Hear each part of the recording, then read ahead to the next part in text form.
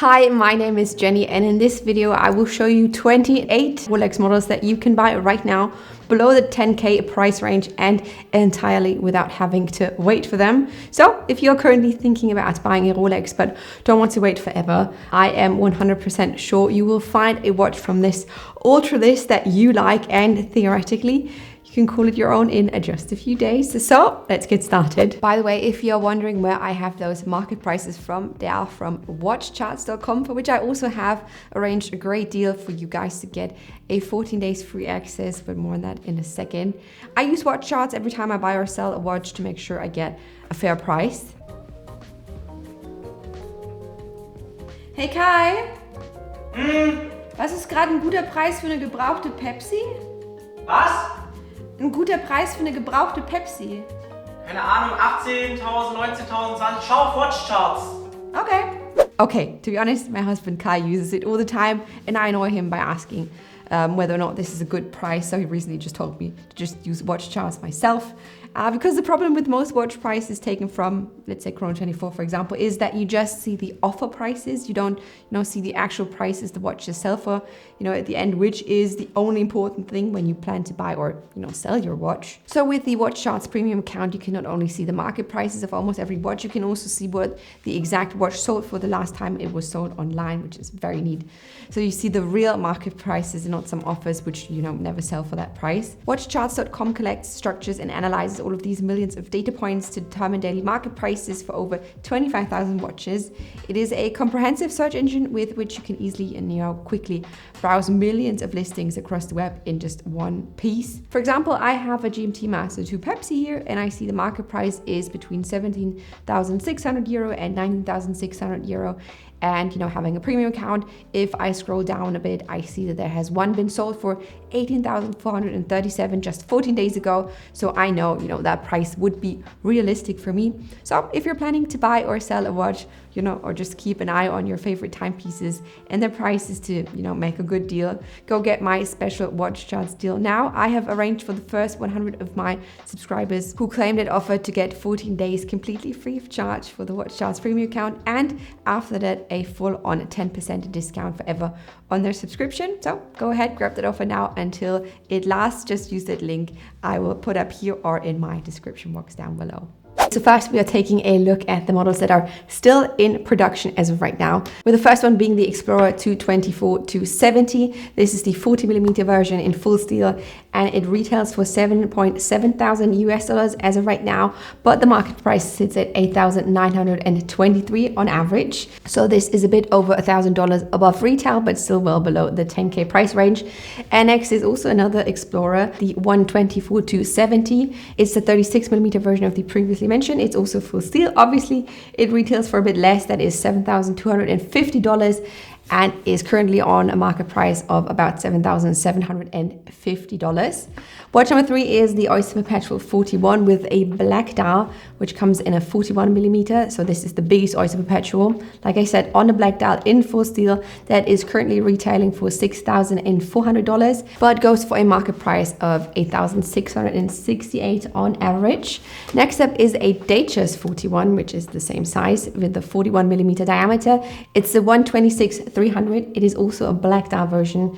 We're talking about here in full steel on a Jubilee bracelet like I've got on right now, with a domed bezel, so not a fluted bezel, and it retails for $8,050 and is currently sitting just below the 10K price range with a market price of $9,515. And we're also following this up with a slightly smaller Datejust, a 126-200 with the 36mm diameter in full steel with the blue fluted dial and a dome bezel, but also on a Jubilee bracelet that currently retails for $7,450 and is currently sitting on the market on $8,227. Something a bit more different would be the Air King with the reference number 126-900. It is a 40mm diameter Air King in full steel. It retails right now for $7,450, but you can get it for about $8,405 on average, which is almost $1,000 more than retail price. Next up is the Rolex Oyster Perpetual 124-200 in 34 millimeters. So this is a bit of a smaller one, a classic size. Also in full steel, but with a rosé dial. So this might be something as a present for your special someone. It currently retails for $5,800, but is available on the market for $6,560. Which also sums up the models that are currently in production. So now let's switch over to discontinued models. So those watches that are no longer being produced by Rolex.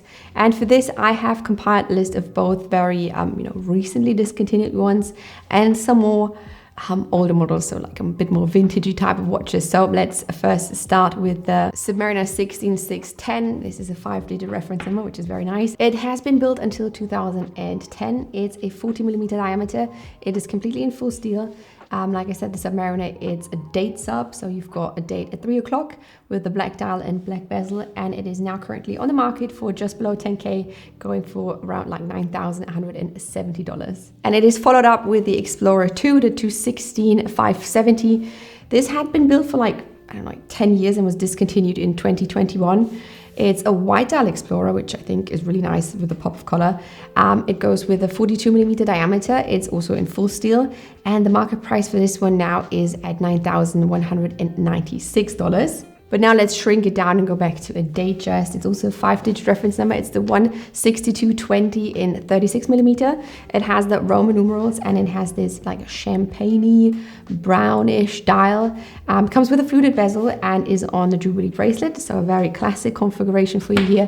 And it's currently at a market price of about $5,300. Next up, we have the Explorer 114-70, which was in production for 9 years before it has been discontinued in 2010.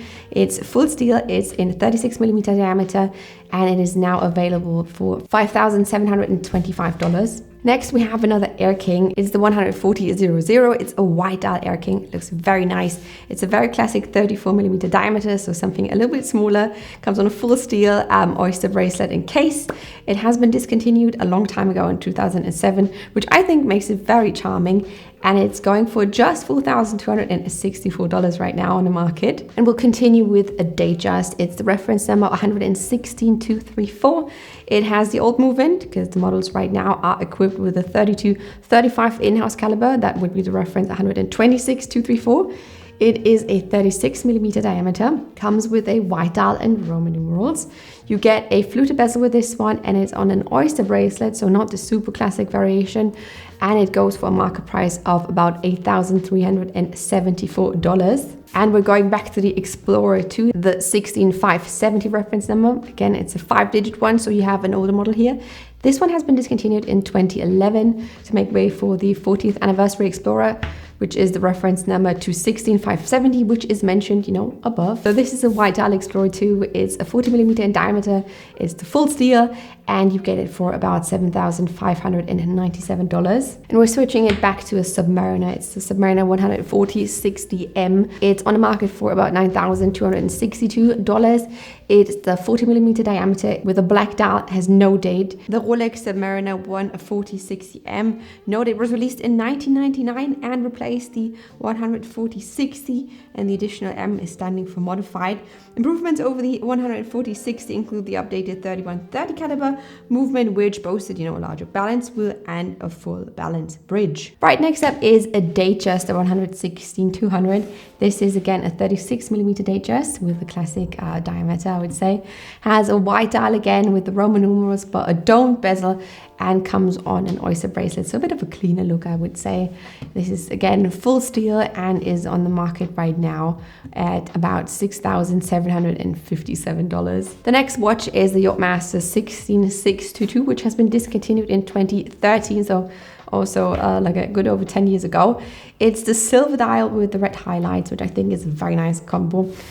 It's a 40 millimeter size, so not the 37 that I used to own. And it's on the market right now for $8,769, followed by the Air King with the reference number 116-900, which is a full steel Air King with a 40 millimeter diameter that is currently on the market for about $7,170.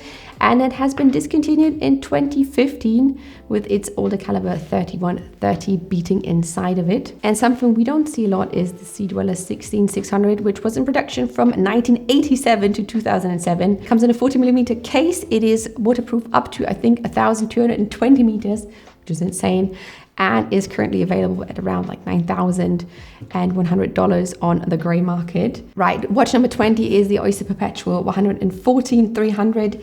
It's the 39mm black dial, which was a very surprisingly discontinued in 2020, and it is currently available at $7,356. Something equally as elegant would be the next. That is the Datejust 116-334 with a black dial. It has these baton loomed hour markers, like the stick hour markers.